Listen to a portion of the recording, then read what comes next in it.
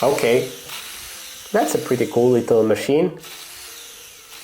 So those are, on the wires, those are tendrils. They look like this when they are in the season and when they are green. So these tendrils are used by the grapevine to climb, and they are these natural hooks that can help it stabilize the vine and attach to different objects. They are actually deformed stems of the grapevine. This little machine helps to clean the wires after the season, because these tendrils, when in the autumn, they dry out and they become very strong and woody, and they can get stuck on the wires, on the wire system of the vineyard for a long time.